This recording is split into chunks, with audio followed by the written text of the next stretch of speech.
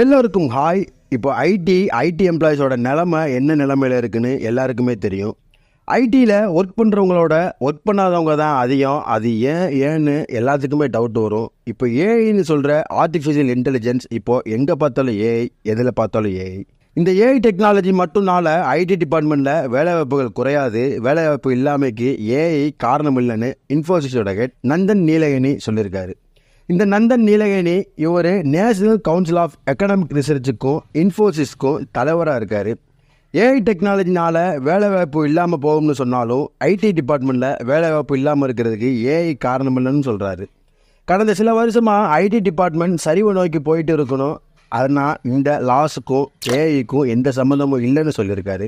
இது ஒரு சைக்கிள் தான். ஐடியில் ப்ராஃபிட்டும் வரும், லாஸும் வரும். இதெல்லாம் சகஜம்தான்னு சொல்லியிருக்காரு.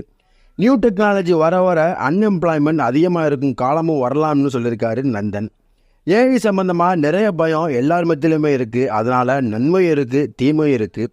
பட் எப்போல்லாம் ஒரு நியூ டெக்னாலஜி வருதோ அது மூலமாக சில வேலைவாய்ப்புகளும் போகும், புதிய வேலைகளும் உருவாகும்னு சொல்லியிருக்காரு. இந்த ஏஐ மூலமாக மக்களுக்கு சிறந்த சேவைகளை பெஸ்ட் மெத்தடில் கொடுக்க முடியும்னு டிஜிட்டல் பொது உள்கட்டமைப்பிலிருந்து நம்ம கண்ட்ரி பெரிய அளவில் பயனடைஞ்சிருக்குன்னு சொல்கிறாரு நந்தன்.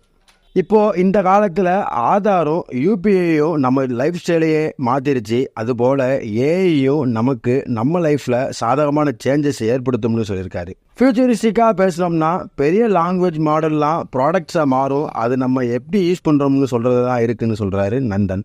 ப்ராடக்ட்ஸை உருவாக்குறது முக்கியம் இல்லை, பட் அதை எப்படி யூஸ் பண்ணுறோம்னு முக்கியம்னு சொல்கிறாரு.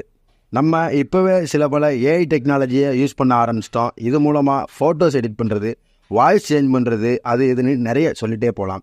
இந்த ஏஐ டெக்னாலஜியை நல்ல முறையில் யூஸ் பண்ணோம்னா ஏஐ தான் பெஸ்ட்டு.